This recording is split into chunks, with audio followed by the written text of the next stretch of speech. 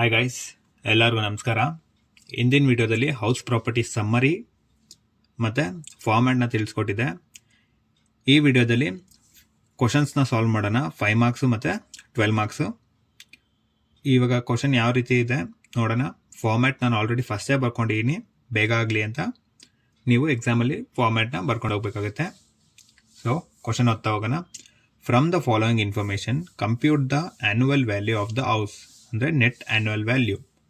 Municipal value 4 lakh, fair rent 3,60,000, standard rent 4,50,000, actual rent 50,000 per month ಅಂತ ಕೊಟ್ಟಿದ್ದಾರೆ. ಇಯರ್ದಲ್ಲ, ಅದು ಮಿಕ್ಕಿದ್ದೆಲ್ಲ ಇಯರ್ ಕೊಟ್ಟಿರೋದು. The building remained vacant for 2 months during the previous year. Unrealised rent rupees 50,000. Municipal tax paid by owner rupees 25,000 and by the tenant rupees 25,000. Okay, ಇವಾಗ ಅವ್ರು ಕೊಟ್ಟಿರೋ ಅಮೌಂಟ್ನ ಒಂದೊಂದೇ ಬರ್ಕೊಂಡು ಕ್ಯಾಲ್ಕುಲೇಷನ್ ಮಾಡ್ತಾ ಹೋಗೋಣ. ಮೊದಲನೇದಾಗಿ ಫೇರ್ ರೆಂಟ್ ವ್ಯಾಲ್ಯೂ ಕೊಟ್ಟಿದ್ದಾರೆ ನಿಮಗೆ. ಎಷ್ಟು? 3,60,000. ಮುನ್ಸಿಪಲ್ ವ್ಯಾಲ್ಯೂ ಕೊಟ್ಟಿದ್ದಾರೆ 4 lakh. ಫಾರ್ಮ್ಯಾಟಲ್ಲಿ ತೋರಿಸಿದ್ದೆ, ಇವೆರಡರಲ್ಲಿ ಯಾವುದು ಜಾಸ್ತಿ ಇದೆ, that is which ever is higher, ಅದನ್ನು ನೋಷನಲ್ ರೆಂಟ್ ಅಂತ ಕರಿತೀವಿ. ಸೊ ಇವೆರಡರಲ್ಲಿ ಜಾಸ್ತಿ ಯಾವುದಿದೆ? Municipal value. ಸೊ ಅದನ್ನು ನೋಷನಲ್ ರೆಂಟ್ ಅಂತ 4 lakh ಅಂತ ತೋರಿಸ್ತೀವಿ. ನೆಕ್ಸ್ಟು ಸ್ಟ್ಯಾಂಡರ್ಡ್ ರೆಂಟ್ ಕೊಟ್ಟಿದ್ದಾರೆ. ಎಷ್ಟು? 4,50,000. ಇದರಲ್ಲಿ ಹೇಳಿದ್ದೆ ಇವೆರಡನ್ನ ಕಂಪೇರ್ ಮಾಡಿದ್ರೆ ವಿಚ್ ಎವರ್ ಇಸ್ ಲೋವರ್ ತೊಗೋಬೇಕು ಅಂತ. ಸೊ ಇವೆರಡರಲ್ಲಿ ಕಡಿಮೆ ಯಾವುದಿದೆ ಅದನ್ನು ತೊಗೊತೀರ ಏನಂತ? ಎಕ್ಸ್ಪೆಕ್ಟೆಡ್ ರೆಂಟ್ ಅಂತ. ಎಷ್ಟು? 4 lakh. ನೆಕ್ಸ್ಟು ಆ್ಯಕ್ಚುಯಲ್ ರೆಂಟ್ ಬರೆಯೋಕ್ಕಿಂತ ಮುಂಚೆ ಕ್ವಶನಲ್ಲಿ unrealised rent or common facility ಇದೆ ಅಂತ ಚೆಕ್ ಮಾಡ್ಕೋಬೇಕು. ಸೊ ಈ ಕ್ವಶನಲ್ಲಿ ಅನ್ರಿಯಲೈಸ್ ರೆಂಟ್ ಕೊಟ್ಟಿದ್ದಾರೆ. ಸೊ ಅವಾಗ ಆ್ಯನ್ಯುವಲ್ ರೆಂಟ್ ನಿಮ್ಮದು ವರ್ಷದ್ದು ಎಷ್ಟು ರೆಂಟು ಅಂತ ಚೆಕ್ ಮಾಡೋಣ. 50,000 ತಿಂಗಳಿಗೆ ಇಂಟು 12 ಪೂರ್ತಿ ವರ್ಷ ಮೈನಸ್ ಎಷ್ಟು? ಅನ್ರಿಯಲೈಸ್ ರೆಂಟು 50,000 ಕೊಟ್ಟಿದ್ದಾರೆ. 50,000 ಕಾಮನ್ ಫೆಸಿಲಿಟಿ ಕೊಟ್ಟಿಲ್ಲ, ಸೊ 0. ಕ್ಯಾಲ್ಕುಲೇಟ್ ಮಾಡಿ, ನಿಮಗೆ ಅಮೌಂಟ್ ಬರುತ್ತೆ. Actual rent received 50,000 into 12 minus 50,000 ಮಾಡಿದ್ರೆ 5,50,000 ನಿಮ್ಮದು ಏನಾಗುತ್ತೆ? ಆ್ಯಕ್ಚುಯಲ್ ರೆಂಟ್ ಬರುತ್ತೆ 5,50,000. ಸೊ ಇದರಲ್ಲಿ ಯಾವುದು ಜಾಸ್ತಿ ಇರುತ್ತೆ ಅದನ್ನು GAV ಬಿಫೋರ್ ವೇಕೆನ್ಸಿ ಅಂತ ಕರಿತೀವಿ. ಇವೆರಡರಲ್ಲಿ ಕಂಪೇರ್ ಮಾಡಿದ್ರೆ ಯಾವ್ದು ಜಾಸ್ತಿ ಇದೆ ಅದನ್ನು 5,50,000 GAV ಬಿಫೋರ್ ವೇಕೆನ್ಸಿ ಬಂತು. ಫಾರ್ಮ್ಯಾಟಲ್ಲಿ ಎಕ್ಸ್ಪ್ಲೇನ್ ಮಾಡಿದ್ದೀನಿ. ವೇಕೆನ್ಸಿ ಏನು ಅಂದರೆ ಲಾಸ್, ಅಂದರೆ ನಿಮ್ಮ ಮನೆ ಖಾಲಿ ಇದ್ದಾಗ ಆಗೋ loss. So vacancy period loss. Vacancy ಎಷ್ಟಿತ್ತು ಅಂತ ಹೇಳಿದ್ದಾರೆ? The building remained vacant for 2 months during the previous year. 12 ತಿಂಗಳಲ್ಲಿ 2 ತಿಂಗಳು ಮನೆ ಖಾಲಿ ಇತ್ತು. ಸೊ ನಿಮಗೆ 1 ತಿಂಗಳು ಬಾಡಿಗೆ 50,000 ಅಂದರೆ 2 ತಿಂಗಳಿಗೆ ಎಷ್ಟಾಗುತ್ತೆ? 1 ಲಕ್ಷ. ಸೊ ಅದನ್ನು ಮೈನಸ್ ಮಾಡಬೇಕಾಗುತ್ತೆ ನೀವು ಇಲ್ಲಿ. 1 lakh ಮೈನಸ್ ಮಾಡಿದ್ರೆ ನಿಮ್ಗೆ ಆನ್ಸರ್ ಏನು ಬರುತ್ತೆ? 4,50,000. ಓಕೆ, ಮತ್ತು ಮುನ್ಸಿಪಲ್ ಟ್ಯಾಕ್ಸ್ ಕೊಟ್ಟಿದ್ದಾರೆ. Tax paid by owner 25,000 and by tenant 25,000. ನಾನು ಎಕ್ಸ್ಪ್ಲೈನ್ ಮಾಡ್ತಾ ಹೇಳಿದ್ದೆ, ಬರೀ ಓನರ್ದು ಮಾತ್ರ ತೊಗೋಬೇಕು, ಟೆನೆಂಟ್ ಪೇ ಮಾಡಿದ್ರೆ ತೊಗೊಳಂಗಿಲ್ಲ. ಸೊ ಇಲ್ಲಿ ನಾವು ಏನು ತೊಗೊತೀವಿ? 25,000 ನ ಮುನ್ಸಿಪಲ್ ಟ್ಯಾಕ್ಸ್ ಮೈನಸ್ ಮಾಡಿದ್ರೆ ನಿಮಗೆ NAV ಬರುತ್ತೆ 4,25,000. ಇದು ನಿಮ್ಮದು ಮೇನ್ ಆನ್ಸರ್. ಸೊ ಇದು 5 ಮಾರ್ಕ್ಸ್. ಟ್ಯಾಕ್ಸ್ ಮೈನಸ್ ಮಾಡಿದ್ರೆ ನಿಮಗೆ NAV ಬರುತ್ತೆ 4,25,000. ಇದು ನಿಮ್ಮದು ಮೇನ್ ಆನ್ಸರ್. ಸೊ ಇದು 5 ಮಾರ್ಕ್ಸ್. ಓಕೆ, ಇನ್ನೊಂದು ಕ್ವಶನ್ನ ಹಂಗೆ ಮಾಡೋಣ. 5 ಮಾರ್ಕ್ಸ್ದು ನೋಡೋಣ. ಇದರಲ್ಲಿ 2 ಹೌಸ್ ಇದೆ. House 1, house 2. Okay, easy question ಇದೂ. Determine the net annual value of mister Ram.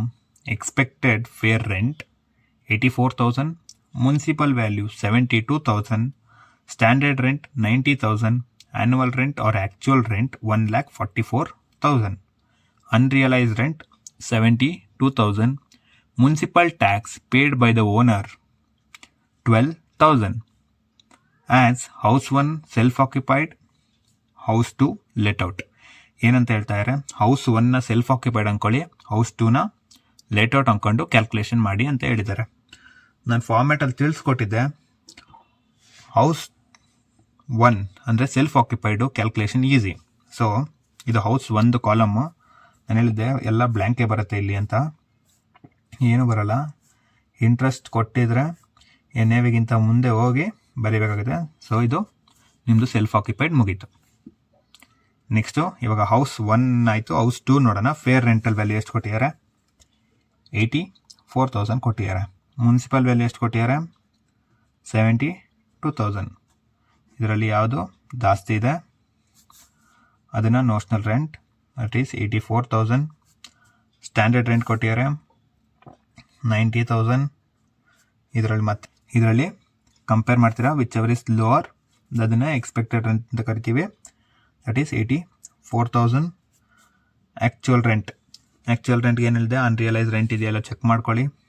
Unrealised rent ಇದೆ. ಸೊ ಆ್ಯನ್ಯುವಲ್ ರೆಂಟ್ನ ತಿಂಗಳದೆಲ್ಲ ವರ್ಷದ ಕೊಟ್ಬಿಟ್ಟಿದ್ದಾರೆ ಅವರೇ ನಿಮಗೆ. 1,44,000 ಮೈನಸ್ ಅನ್ರಿಯಲೈಸ್ ಎಷ್ಟು? 72,000 ಮೈನಸ್ 0 ಕೊಟ್ಟಿಲ್ಲ ಅದನ್ನು. ಸೊ ನಿಮ್ಗೆ ಎಷ್ಟು ಬರುತ್ತೆ ಇವಾಗ ನೋಡಿರಿ, 1,44,000 ಮೈನಸ್ 72,000, ಮಿಕ್ಕಿದ್ದು 72,000. ಅದು ನಿಮ್ಗೆ ಏನಾಗುತ್ತೆ? ಆ್ಯಕ್ಚುಯಲ್ ರೆಂಟ್ ಕಾಲಮಲ್ಲಿ ಬರೀರಿ ದಟ್ ಈಸ್ 72,000. ಇಲ್ಲಿ ಹೇಳಿದೆ ವಿಚ್ ಎವರ್ ಇಸ್ ಹೈಯರ್ನ GAV ಬಿಫೋರ್ ವೇಕೆನ್ಸಿ ಅಂತ ಕರಿತೀವಿ ಅಂತ. GAV ಬಿಫೋರ್ ವೇಕೆನ್ಸಿಯಲ್ಲಿ ನೋಡಿ ಇವೆರಡು ಕಂಪೇರ್ ಮಾಡಿದ್ರೆ 84,000 ಜಾಸ್ತಿ ಇದೆ. ಸೊ 84,000. ವೇಕೆನ್ಸಿ ಪೀರಿಯಡ್ ಲಾಸ್ ಕೊಟ್ಟಿಲ್ಲ ಈ ಕ್ವಶನಲ್ಲಿ. So it will be blank ಇತ್ತಂದ್ರೆ ಈ ಅಮೌಂಟೇ ನೆಕ್ಸ್ಟ್ ಬರುತ್ತೆ. So GAV will be 84,000. Tax paid by owner ಅವರೇ ಮೆನ್ಷನ್ ಮಾಡಿದ್ದಾರೆ. ಸೊ ಓನರ್ ಎಷ್ಟು ಟ್ಯಾಕ್ಸ್ ಪೇ ಮಾಡಿದ್ದಾನೆ, ಮುನ್ಸಿಪಲ್ ಟ್ಯಾಕ್ಸ್ನ ಅದನ್ನು ತೊಗೊತೀವಿ, ದಟ್ ಈಸ್ 12,000. ಇವಾಗ ಮೈನಸ್ ಮಾಡಿ ಮುನ್ಸಿಪಲ್ ಟ್ಯಾಕ್ಸ್ನ NAV ಬರುತ್ತೆ 72,000. ಇದು 5 ಮಾರ್ಕ್ಸ್ ಕ್ವಶನ್. ಓಕೆ, ಇವಾಗ 12 ಮಾರ್ಕ್ಸ್ ನೋಡ್ತಾ ಹೋಗೋಣ. ಮಾರ್ಕ್ಸಲ್ಲಿ 2 ಕ್ವಶನ್ ಸಾಲ್ವ್ ಮಾಡೋಣ. ಇದು ಯಾವ ಥರ ಅಂತ ಎಕ್ಸ್ಪ್ಲೇನ್ ಮಾಡ್ತೀನಿ. Partly self occupied, partly let out ಅನ್ನೋದನ್ನ ಸಮ್ಮರಿಯಲ್ಲಿ ಎಕ್ಸ್ಪ್ಲೇನ್ ಮಾಡಿದ್ದೆ. ಇದು ಅದೇ ರೀತಿ ಕೊಟ್ಟಿರೋದು. 12 ಮಾರ್ಕ್ಸು, ಕ್ಯಾಲ್ಕುಲೇಷನ್ ಬರೀ NAV ಗಂಟೆ ಇದೆ. ಈಸಿ ಕ್ವಶನ್ನು ನೋಡ್ತಾ ಹೋಗೋಣ ಬರ್ರಿ. Mister Chandan constructed a big house in November 2015. Municipal value is rupees 1,60,000 per annum. Its standard rent under Rent Control Act is rupees 1,80,000. The house was used in the following manner during the previous year. ಮನೆ ಯಾವ ರೀತಿ use ಮಾಡಿದ್ರು ಅಂತ ಹೇಳ್ತಾ ಇದ್ದಾರೆ. 25% portion of self residence, 25% portion own business, 25% let out for residential purpose, 25% let out to business. ಅದರ rent ಹೇಳಿದರೆ 4,000 per month, 4,000 per month.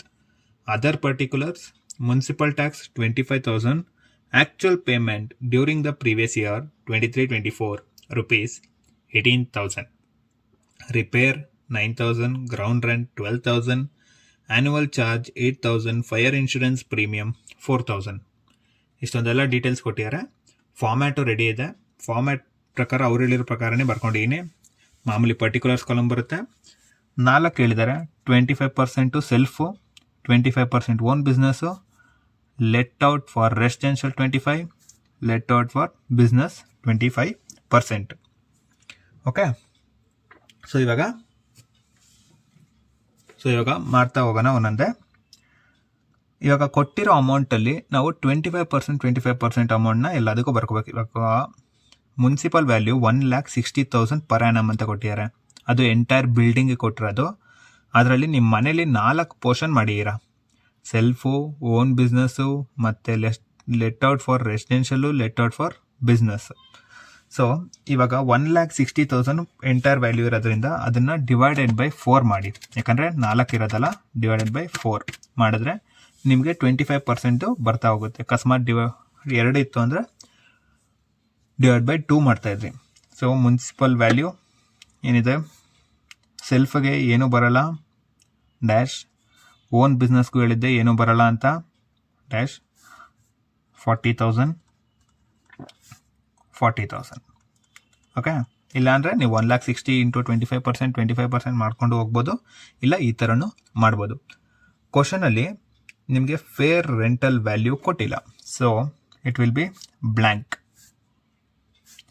ಇವಾಗ ಕಂಪೇರ್ ಮಾಡಿರಿ, which ever is higher compare ಮಾಡಿದ್ರೆ ಇಲ್ಲಿ ಏನೋ ಅಮೌಂಟ್ ಇಲ್ದೇ ಇರೋದ್ರಿಂದ ಸೊ ನೋಷನಲ್ ರೆಂಟು ಸೇಮೇ ಬಂದ್ಬಿಡ್ತು. ಓಕೆ, ಇದು ಆ್ಯಸ್ ಯೂಶುವಲ್ ಯಾವಾಗ್ಲೂ ಖಾಲಿನೇ ಇರುತ್ತಿದ್ದು. ಮತ್ತು ಸ್ಟ್ಯಾಂಡರ್ಡ್ ರೆಂಟ್ ಕೊಟ್ಟಿದ್ದಾರೆ.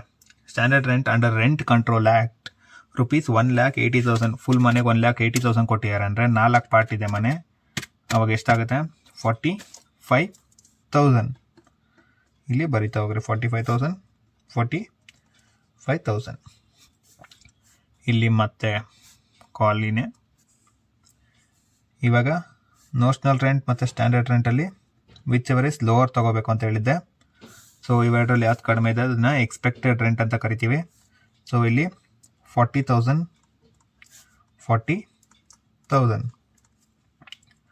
ಸೊ ಇಲ್ಲಿ ಮತ್ತೆ ಸೆಲ್ಫ್ ಆಕ್ಯುಪೈಡ್ದು ಮತ್ತು ಓನ್ ಬಿಸ್ನೆಸ್ದು any time it will be blank. So fill ಮಾಡ್ಕೊಬಿಡಿ.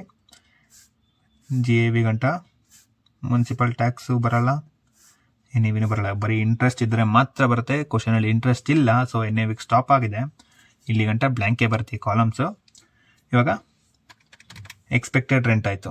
Actual rent ಹೇಳಿದ್ದಾರೆ ನೋಡ್ರಿ, 25% portion let out for residential purpose rupees 4,000 per month. 4,000 ತಿಂಗ್ಳಿಗಂತೆ. ಸೊ ವರ್ಷಕ್ಕೆ ಎಷ್ಟಾಗುತ್ತೆ? 48,000. ಇನ್ನೊಂದು ಬಿಸ್ನೆಸ್ ಕೊಟ್ಟಿರೋದು ಸೇಮೇ. ಸೊ ಇಟ್ ವಿಲ್ ಬಿ 48,000 ಅಂತೆ. 4,000 × 12 ಮಾಡಿದ್ರೆ ಅಮೌಂಟ್ ಏನೋ ಬೇರೆ ಇತ್ತು ಅಂದರೆ ಕ್ಯಾಲ್ಕುಲೇಟ್ ಮಾಡಬೇಕಿತ್ತು. ಸೇಮ್ ಇರೋದ್ರಿಂದ ಅದೇ ಅಮೌಂಟ್ನೇ ಬರ್ಕೊಂಡಿದ್ದೀನಿ ಆ್ಯಕ್ಚುಯಲ್ ರೆಂಟ್ಗೆ. ಸೊ ಇದರಲ್ಲಿ which ever is higher GAV before vacancy ಬರುತ್ತೆ ಅವಾಗ ದಟ್ ಈಸ್ 48,000.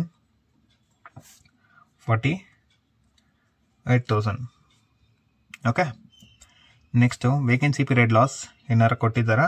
ಇಲ್ಲ. So it will be blank. ಆವಾಗ ನಿಮಗೆ GAV ಬರುತ್ತೆ ಎಷ್ಟು? 48,000. ಮುನ್ಸಿಪಲ್ ಟ್ಯಾಕ್ಸ್ ಕೊಟ್ಟಿದ್ದಾರೆ ನೋಡಿ. ಮುನ್ಸಿಪಲ್ ಟ್ಯಾಕ್ಸ್ ಕರೆಕ್ಟಾಗಿ ನೋಡ್ಕೊಳ್ಳಿ ಒಂದ್ಸತಿ. ಮುನ್ಸಿಪಲ್ ಟ್ಯಾಕ್ಸ್ 25,000 ಆದರೆ actual payment during the previous year 23-24 is 18,000. ನಮಗೆ ಮುನ್ಸಿಪಲ್ ಟ್ಯಾಕ್ಸ್ ಎಷ್ಟು ಕೊಟ್ಟಿದ್ದಾರೆ ಅನ್ನೋದು ಇಂಪಾರ್ಟೆಂಟ್ ಅಲ್ಲ, ನಾವು ಎಷ್ಟು ಪೇ ಮಾಡಿದ್ದೀವಿ ಅನ್ನೋದು ಇಂಪಾರ್ಟೆಂಟು. ಸೊ ಅವ್ರು ಹೇಳ್ತಾ ಇದ್ದಾರೆ 23-24ರಲ್ಲಿ ಬರೀ 18,000 ಅಷ್ಟೇ ಪೇ ಮಾಡಿರೋದು. ನಾವು 18,000 ಪೇ ಮಾಡಿರೋದು ಮಾತ್ರ ಕೊಡಬೇಕು.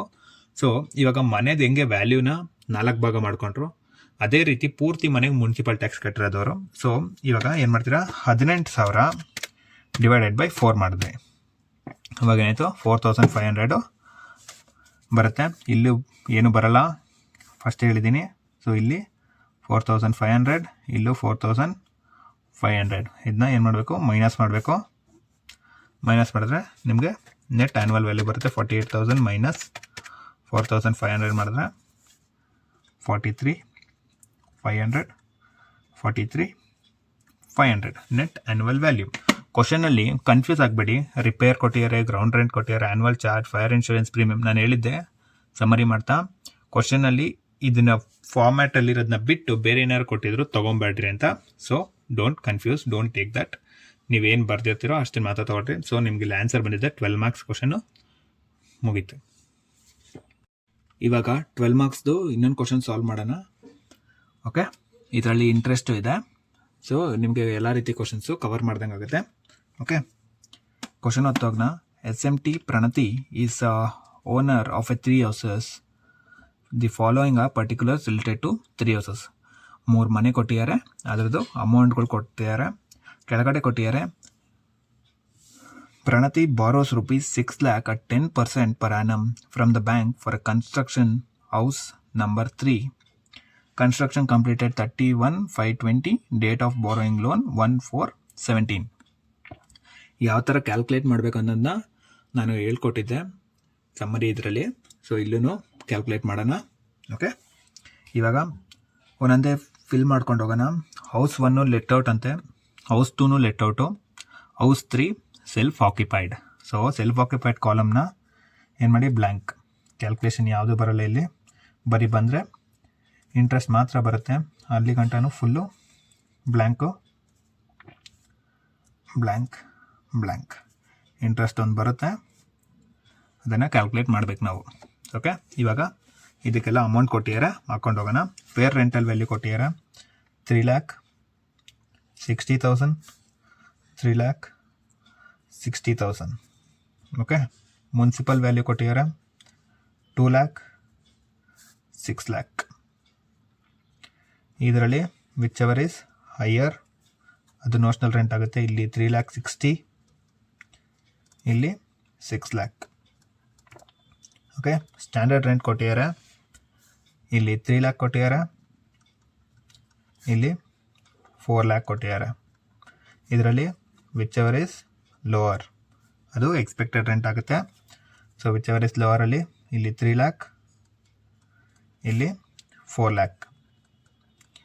ಆ್ಯಕ್ಚುಯಲ್ ರೆಂಟು ಪರ್ ಮಂತ್ ಕೊಟ್ಟಿದ್ದಾರೆ, ಇಯರ್ ಕೊಟ್ಟಿಲ್ಲ, ಅನ್ರಿಯಲೈಸ್ ರೆಂಟ್ ಏನೂ ಕೊಟ್ಟಿಲ್ಲ. ಸೊ ಡೈರೆಕ್ಟಾಗಿ ಇಂಟು 12 ಮಾಡಿ ನಿಮ್ಗೆ ಆನ್ಸರ್ ಬರ್ತಾ ಹೋಗೋದು 30,000 ಇಂಟು 12. ಇದು 3,60,000. ಸೆಕೆಂಡ್ದು 40,000 ಇಂಟು 12, ದಟ್ ಈಸ್ 4,80,000.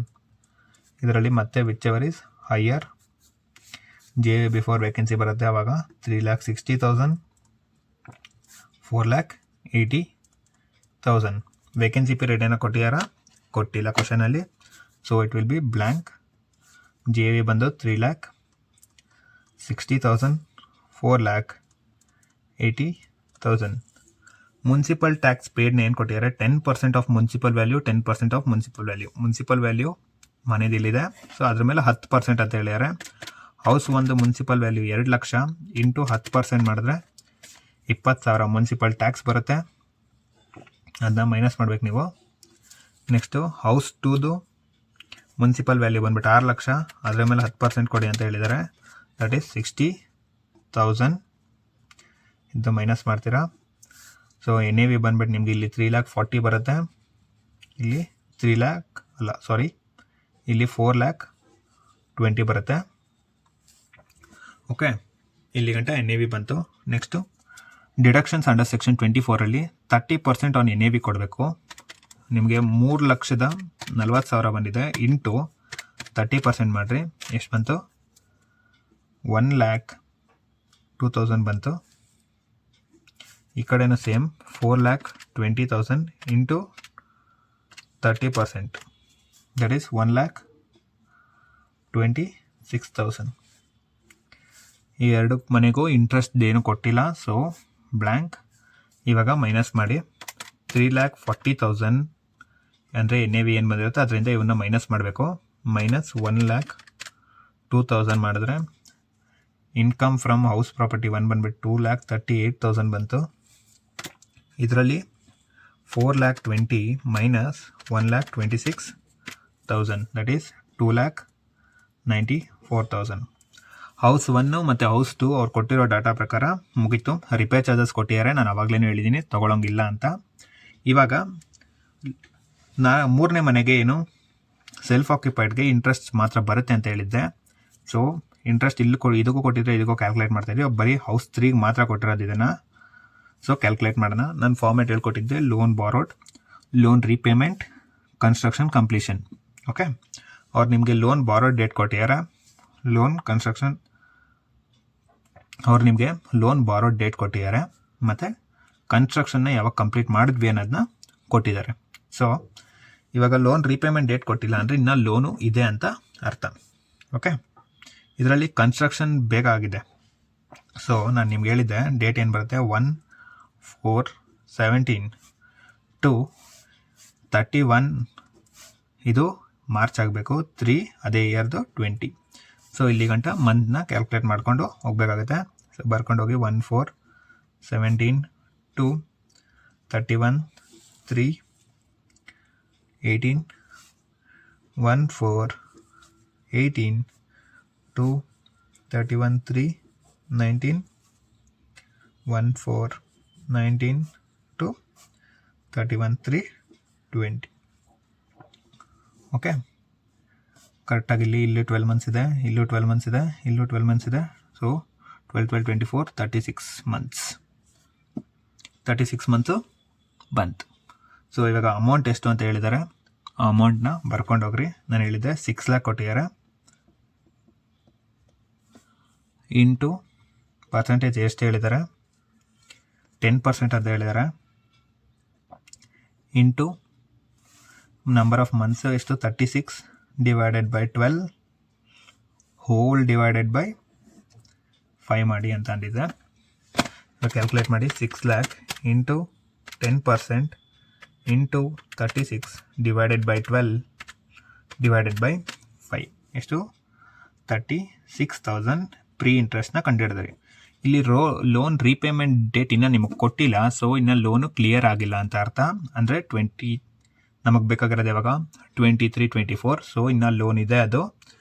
ಆದರೆ ನಾವು ಕ್ಯಾಲ್ಕುಲೇಟ್ ಮಾಡಬೇಕಾಗುತ್ತೆ 23-24ಅಲ್ಲಿ 23-24ಗೆ ಎಷ್ಟು ಬರುತ್ತೆ ಅಂತ ಅಂದರೆ ಹೇಳಿದ್ದೆ 6 ಲ್ಯಾಕ್